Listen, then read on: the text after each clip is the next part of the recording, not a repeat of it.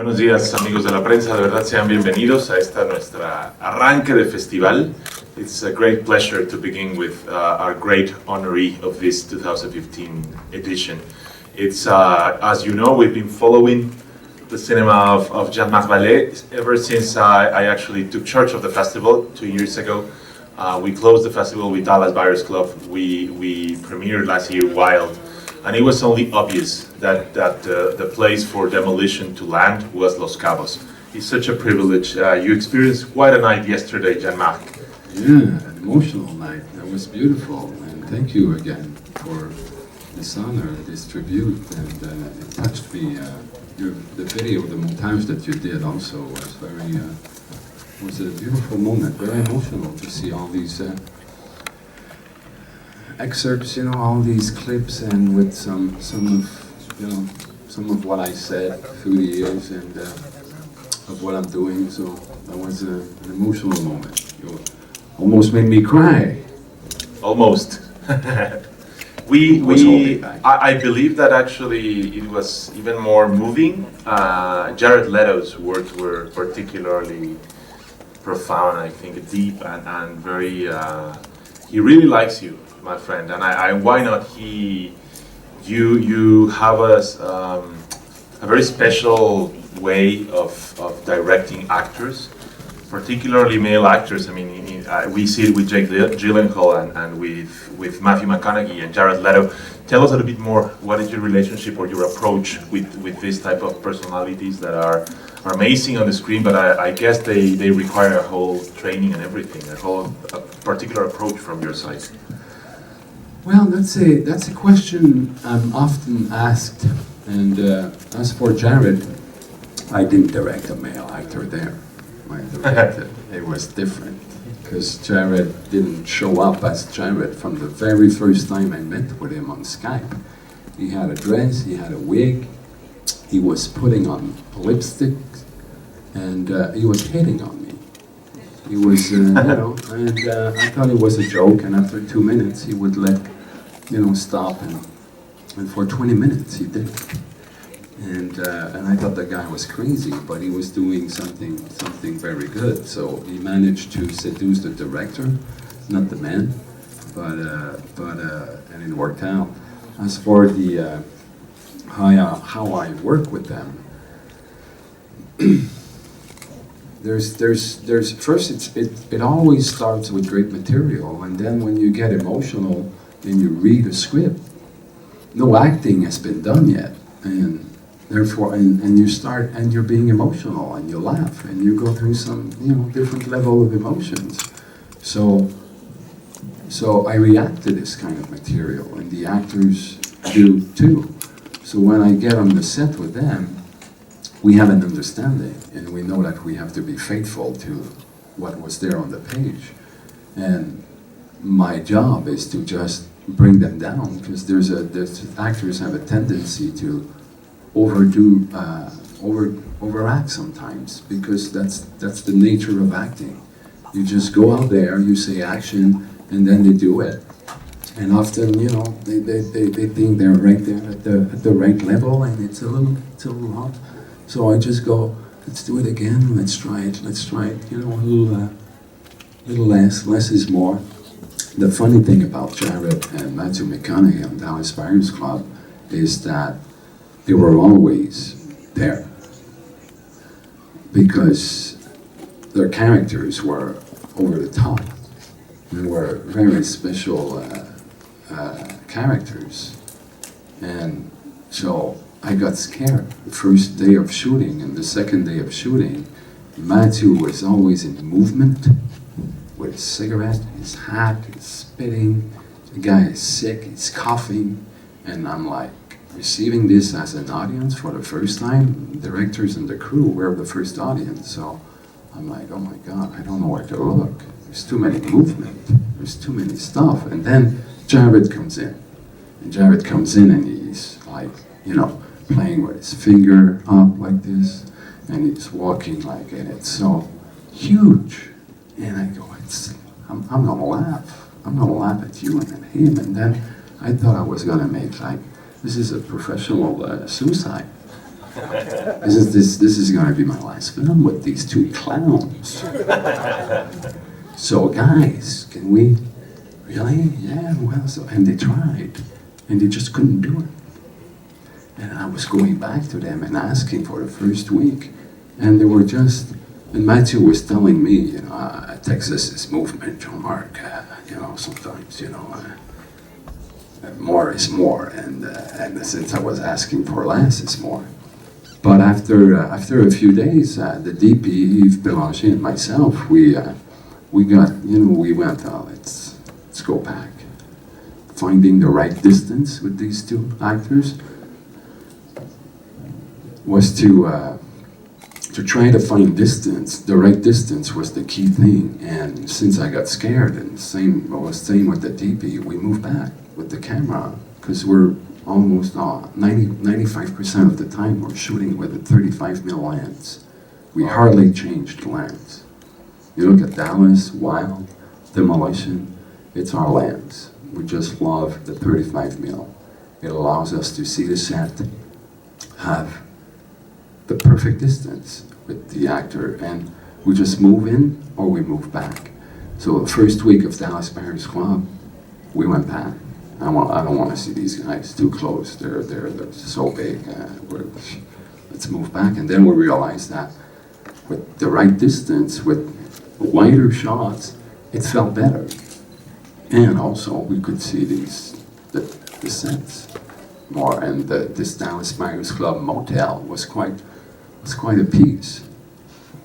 So see, it's not about what is the approach and how do I work with actors, and I think I don't do much with them. I just try to find the right place where to put the camera, and then just go, you know, a little less. It's rare that I go a little more, particularly in Dallas, and it's to react to the material, and I guess I'm a good audience. No, that's really interesting for me because I find it, especially with Jake Gyllenhaal's performance, it's very nuanced. You know, it's very subtle. He's going through a huge grieving process, and still he's able to portray it with funny moments at times, with elegance, and I think it's interesting also because you like to shoot in digital, right? For us as Festival in the 4th edition, it's an interesting balance because we're doing a spotlight on Alex Ross Perry.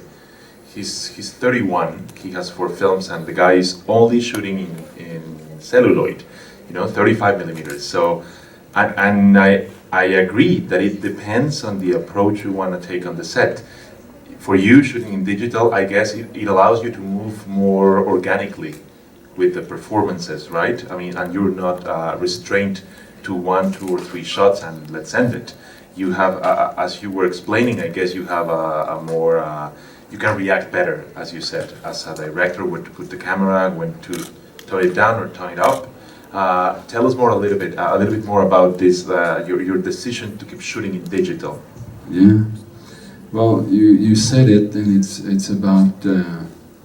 Well, first, I still love the film look, and the Alexa is the camera, is the camera that allows you to keep this film look with the movement, how it captures the movement, and then in post-production, I add a green, I add a film look. I don't let it just like this, and we spend days of finding the right green, and changing. Like there's some shots that have a lot of black, a lot of contrast.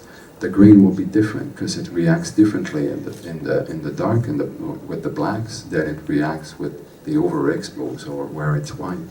So see, there's an effort to have the feeling of film. So I still love that. And the liberty of digital. But when I realized shooting Café de Flore in Paris with the Down syndrome kids and Vanessa Paradis, when I was looking at the dailies in a huge theater, bigger than this, on a big screen, I was watching dailies, it was the end of the shoot in Paris, and we treated ourselves with an hour in a theater and watching dailies, and we were with the crew, invited the crew and the producers, and we had a cinema experience, and no film look was put yet, and we got emotional, and we were like watching a film, and it was just dailies, and that's where I went.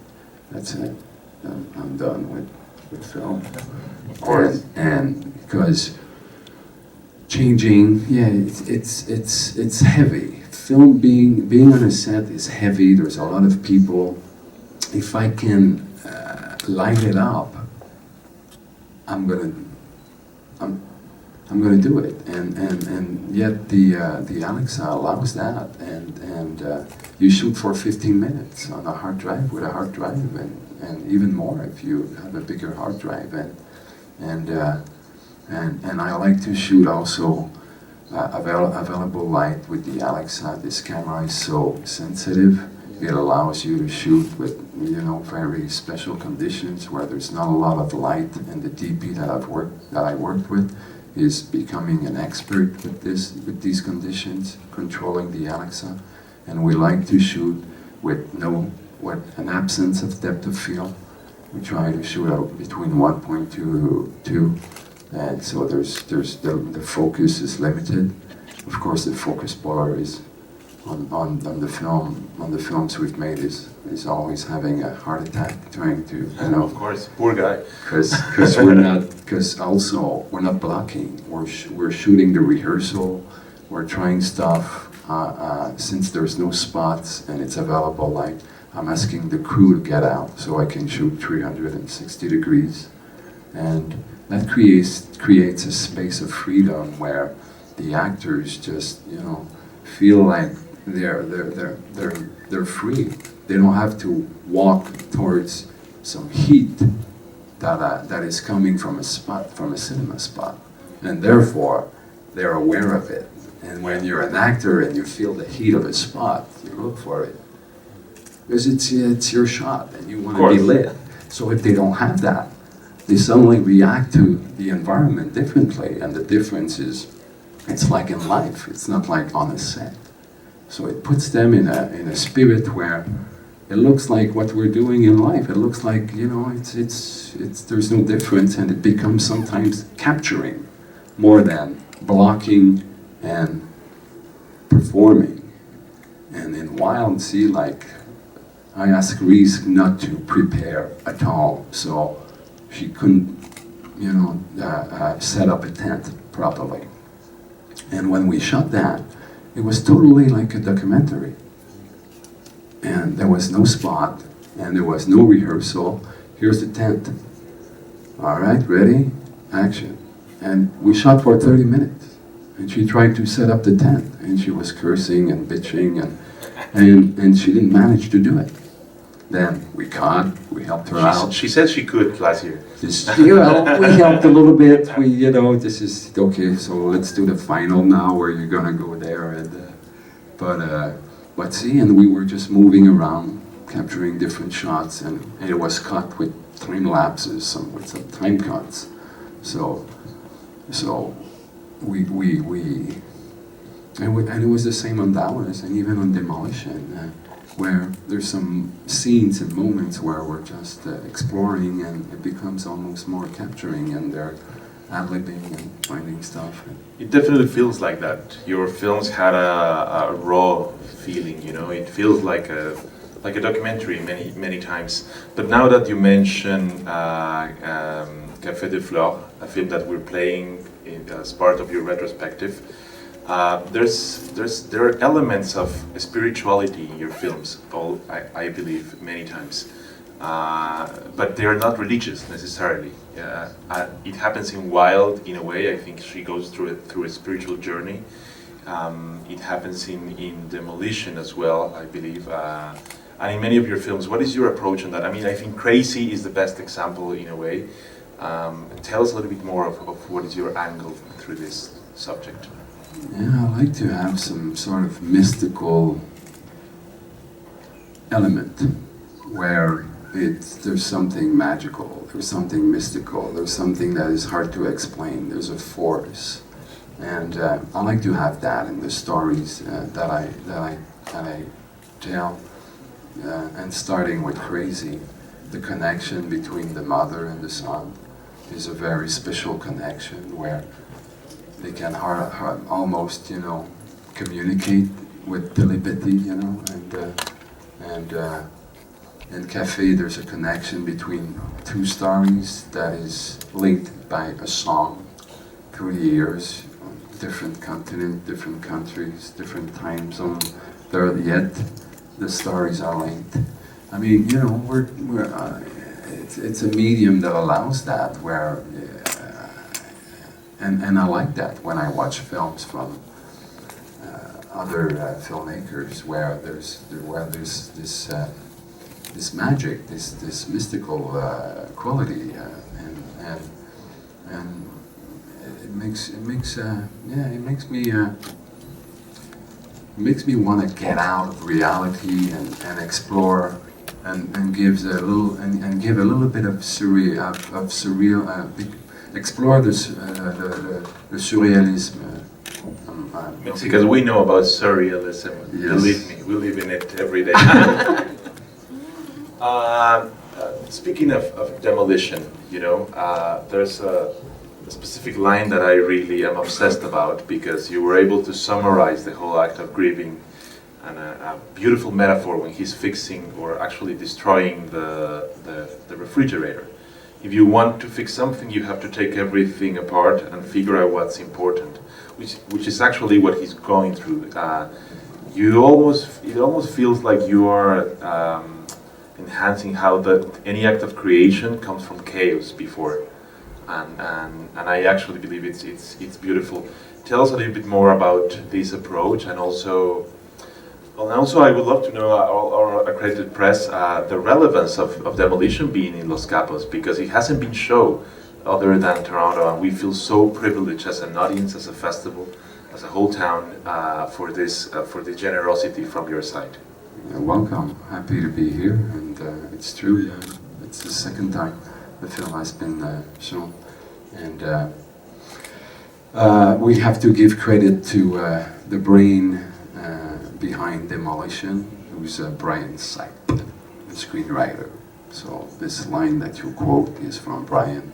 He's a special case. He's a beautiful person. He's funny. He's sensitive.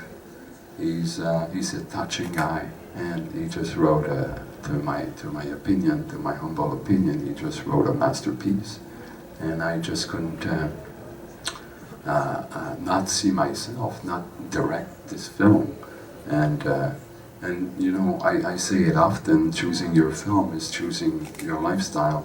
You're gonna do this for 2-3 years, and I wanted to do this one badly, tell this story of grief, but also of love. Behind the chaos, this guy learns to love again, and we forget to do this sometimes when we're caught up in our daily life with our daily problems, and we forget to take care of the loved ones, and we forget to love. And Brian's script is a beautiful metaphor about that, and it's funny when you mentioned Jake's acting at the beginning. It's funny, something happened on this film. I did something in the cutting room that I've never done in the previous films before, and I realized when I was starting to cut Demolition that I couldn't let the shots live. I had to cut them very quickly. And if you look at all the other films that I've made, I try not to interfere with editing, and I try to leave the shots live as long as possible, and not try to cut and create great performances or emotions. If it's already in the camera, you're on the set, there's no cutting yet, and I get emotional. Therefore, I get in the cutting room, and I don't want to interfere, and I just want to show the audience this is how I felt, and this shot alone by itself, you're gonna cry. This is great. I'm not going to try to, mess it up. To manipulate it, yeah. In Demolition, at the beginning of the story, this guy feels nothing. His wife just died, and he sees everyone's around him devastated. The girl was 30-year-old. Of course, it's heartbreaking. Everybody cries except him, and he's in a zone where, what's wrong with me? What's going on? And he's like emotionless. So his acting was, and I was daring for him, and that was a tough part to choose for an actor. How am I going to portray this guy who doesn't feel anything for the first 30 minutes? This is gonna be boring. This is gonna be, how am I gonna do this? And even Jake, when he saw my first cut, even him told me, why don't you show my face as less as you can in the first 30 minutes, since I'm always the same. And what I started to do, what I was about to say is, the more I let the shots leave, the more I wanted to, like, oh my God, this is so long, this is so boring, who's this guy? Then, when you cut the shots after 3, 4, 5 seconds, you stimulate the brain, and you go somewhere else, and you don't have time to think, and you don't have time to judge the guy. Like when the shots were 30 seconds long, where, what is he doing?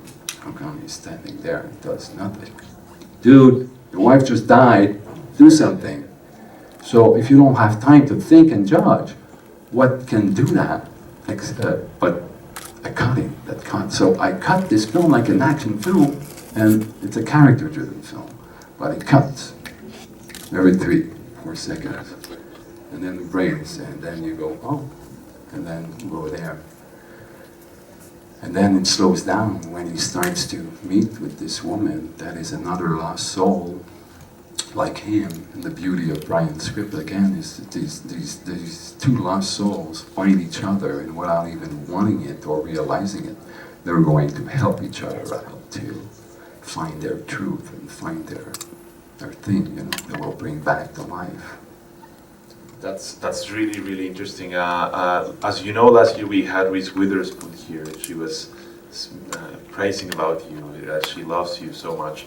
And that's no coincidence why you now are about to do a TV project with her in HBO. If you can tell us a little bit more about it. The festival of Los Cabos, it's focused on this relationship between Mexico, US and Canada, and now we're opening a new sidebar with TV.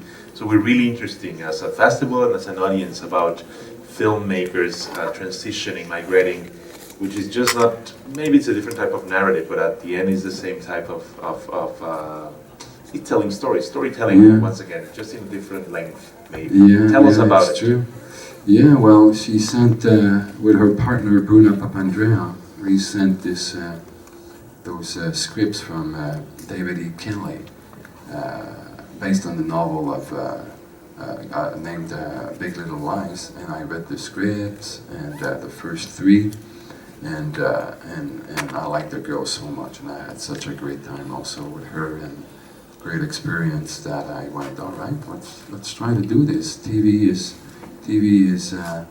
seems to be the new thing, and it's a new way of consuming this art form of story and images, and new way because you start with an episode and you have the box set, or you go on Netflix and then you can watch the second one and the third one, and then you realize it's 5 in the morning and you have a meeting at 7 and you watch 10 episodes and you go, oh my God, what have I done?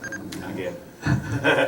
It's addictive. It becomes addictive, and you get close. You get to relate to these characters because it's not just 2 hours. It's 6, 8, 12, 2 years. The Sopranos. My God, Tony Soprano. Jesus, I couldn't. I just wanted more and more and more, and it's funny how you can relate to an Italian killer.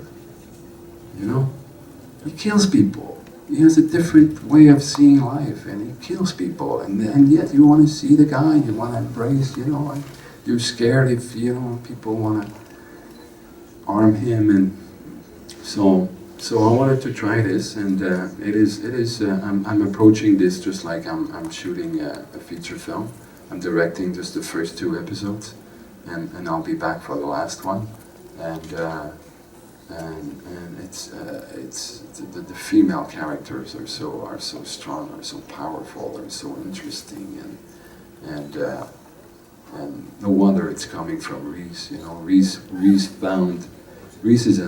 has a mission to find material with great female characters, and she did it with Wild, with Gone Girl, where she was a producer on it, and now she's doing this TV series where she's producing with Nicole Kidman. So I'll be directing my 2 producers, and but they have different hats, and they're very cool. That sounds amazing. Well, thank you, my friend Marc. It's such a privilege. Yours is really the cinema of underdogs. Sometimes we root for them, we root for you, and we love to see them understand how to love again. Welcome to Los Cabos. Please return, and thank you very much. We can open the floor now for a few questions and answers. Iniciamos con la sesión de preguntas y respuestas. Nada más levanten la mano y les pasamos el micrófono.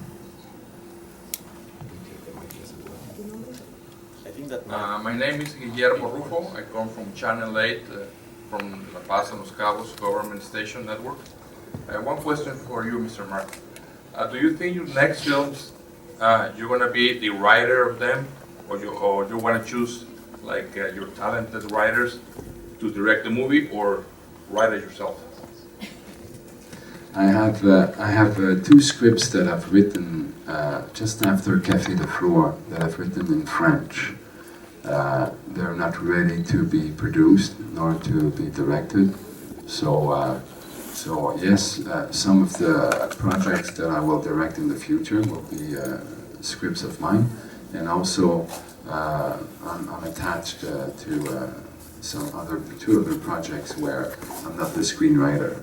So, but you know, I get to find, I get to react and find great projects, even though I'm not the writer, and I'm in a place with Nathan Ross, my producing partner, who's there. We've been with this guy for 10 years, and we're receiving very interesting scripts on our table, and so that's why I'm not like specifically, oh, I just want to direct the script that I write. I can open up and embrace, just like Demolition, and Dallas, and Wild, and the next one. So, thank you very much. You're welcome. Who's next? ¿Alguien más? Yes, in the front row. Okay. Hi, Irving Torres from CineNT.com. In Demolition, you make us feel the pleasure of the destruction of the house. Jake Gyllenhaal make us feel all the emotion that he has in this moment. But for you, what means for you to take the film to destruction of these places, the destruction of the buildings in the end? For you as director, as creator, what does it mean for you, all this demolition in the movie? It's a rebirth. It's a rebirth. It's coming back to life. Just like the line he quoted. Sometimes, you know, in order to understand the human heart, you have to understand something. You have to take everything apart and put it all back together. So taking everything apart is the demolition aspect. So that's Brian's metaphor for this guy's breakout. He's breaking out. He's holding back. And that's the thing about this script, where we see this guy holding back at a point where he wants to beat the shit out of himself. He wants to demolish what he is. He doesn't like himself. He doesn't like the life that he built. And he doesn't like looking at himself in a mirror. He doesn't like his house. He doesn't like the fact that his wife passed in an accident, and he doesn't want to confront that. And he's holding back until at the end, he's breaking down and allowing himself to cry. Which is, you know, rare in a lifetime. And losing someone brings you there. So if you refuse that, of course you're gonna go through something, and it's gonna be hard. And the demolition metaphor was Brian's idea to reinvent himself as a screenwriter, as a person, and we all do in our own little ways. And that's why I related to this film. And I haven't, I'm not the writer, but I can relate to this guy a lot. As I said yesterday, I relate to my characters. They're often underdogs and anti-heroes, and I can relate to them. Don't ask me why, but this festival makes me feel like a hero. Now, not the anti-hero. I was the champ yesterday receiving the award. Yes, you were. Another question over there? Yeah, hi, I'm Ricardo from HBO, Latin America. The phrase of the festival is come and see what the neighbors are doing. And being a Canadian, and after the wild trip that you go from Mexico to Canada, if you could see what the relation, how you see the relation between the movie that is done in Canada and United States and here in Mexico, do you see the relation between these three markets, three countries of cinema? Do they dialogue? I wish I can have an answer for this, and I wish I could have more time to watch more films so I can have a distance and a point of view, a better point of view. Right now, I mean, I'm in a place where I work so much, and I watch less and less films. But I see, it seems that there is a connection between Mexico and Canada right now. Well, Mexico showed us the way, because when we think of American cinema today, and if you're asking me, what do you think about Mexican cinema? What do you mean Mexican cinema? You mean American cinema? Who's controlling American cinema now? Cuarón, Del Toro, Iñárritu. They're Mexican. They're Mexican, working in the States, telling amazing story. That sometimes comes from this country, but their soul, their heart, their culture, it shows something different. And see, the States is opening doors to foreigners, to talent. I want to embrace this medium, this art form, and tell stories to the world, to touch the heart. And it looks like in Quebec we started to do that. In Canada we started to do that. Allowing ourselves to, all right, let's use this language, English, and let's tell stories. Let's see how we can do this in the States. Moving, going back. I bring back the post-production of every single film I make in Montreal, so I can be at home. I got a family, father, sons, friends, restaurants, a barmaid, Vallee, and it looks like it looks like there's a desire to reach out and to tell stories to the world when you come, even if you don't come from the States, And, I don't know if it's clear what I'm trying to say. Anyway. Bonjour, Jean-Marc. John Kennedy from popgoesandjuice.com in Montreal. Two questions. One, you mentioned Canadian filmmakers. What do you see sort of the state of the Canadian film industry right now? I mean, there's you and Xavier and Denis and Adam doing great work, putting us on the map globally. So what do you sort of see the state of Canada's film industry? And also, it's been a while since you've actually made a movie in Montreal. I know you do post-production in Montreal, but you haven't made one, I think, since Crazy, probably, right, in Montreal? Since Café de Flore. Oh, did you do some of that in Montreal? Okay. Is there any plan to make another film in Montreal? Yeah. I want, I got, as I said earlier, I got 2 scripts that I wrote in French that will be taking place in Montreal. And hope I'll come back soon. Soon might be 2-3 years from now. And yeah, I'm in a place where I can work from home in my own language, my mother language, and I can work in the States. I can work in France, which is not home, but I can relate. I can relate to the French and to their French, even though we like to make fun of each other, and we like to laugh at them, and they like to laugh at us. But I'll be back. I'll be back home. And as for the fellows filmmakers that you mentioned, I mean, I'm just a fan, and I'm happy, just like what I was saying, you know, to the gentleman next to you. Happy to see that that there's this openness and this desire to reach out and to explore, you know, this medium, not only in our language in our little Montreal, but also outside, and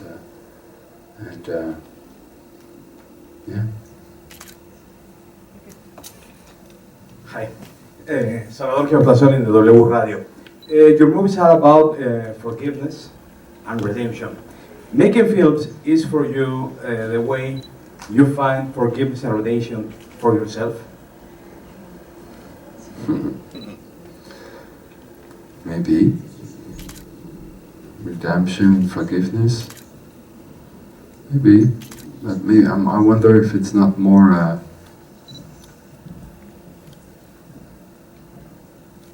forgiveness. That's an interesting concept. But I wonder if it's not more about just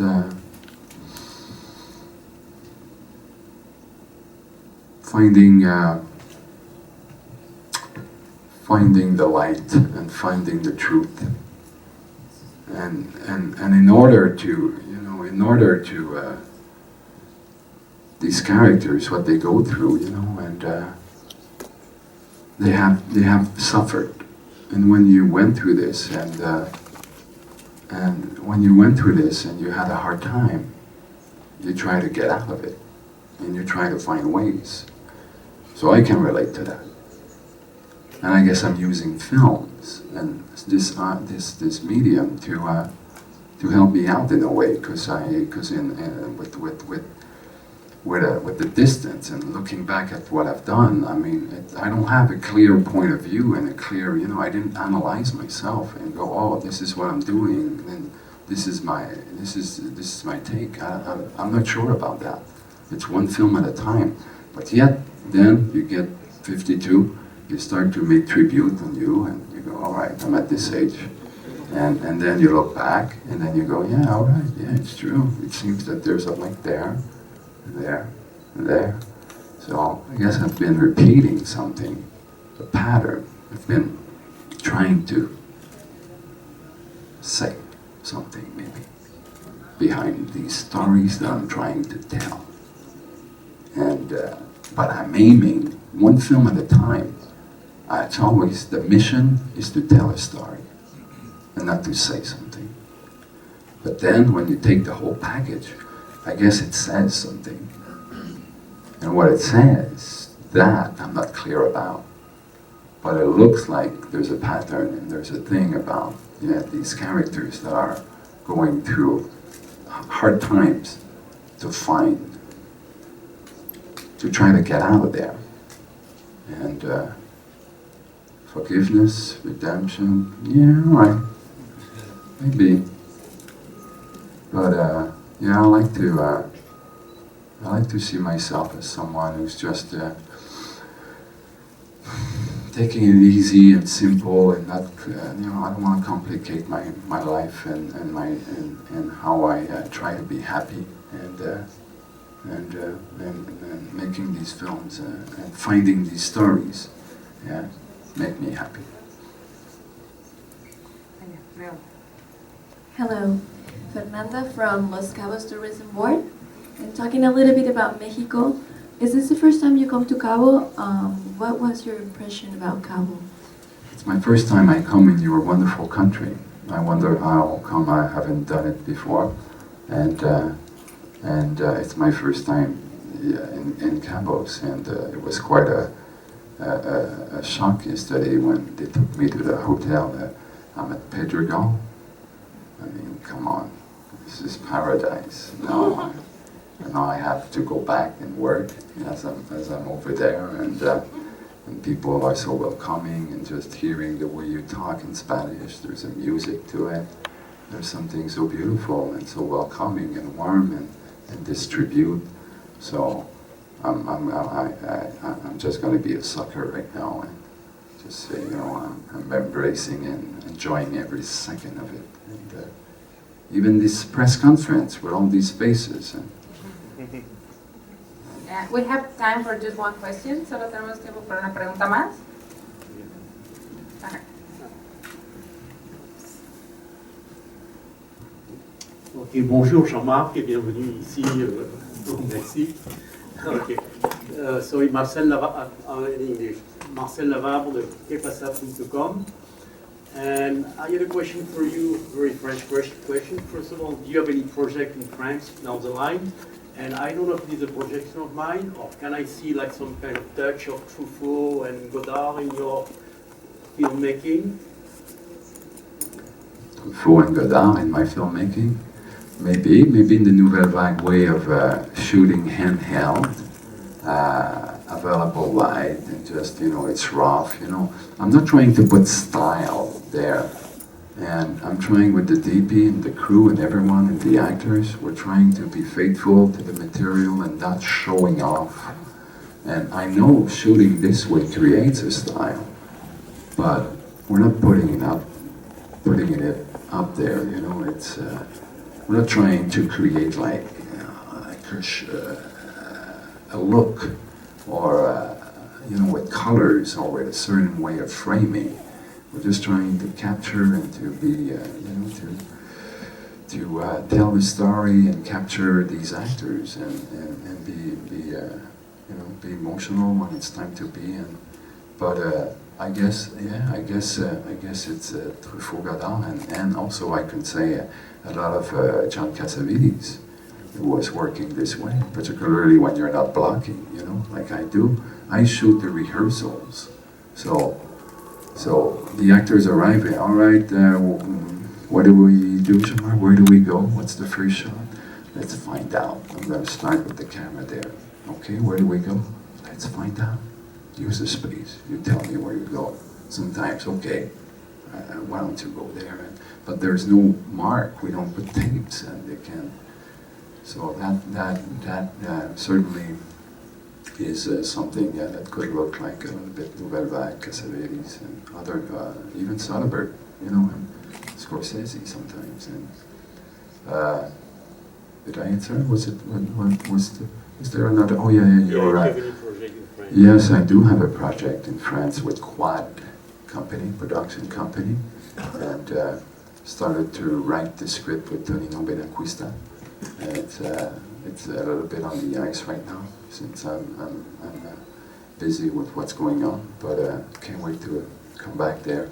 Will I go back there before the French-Canadian films? I don't know yet.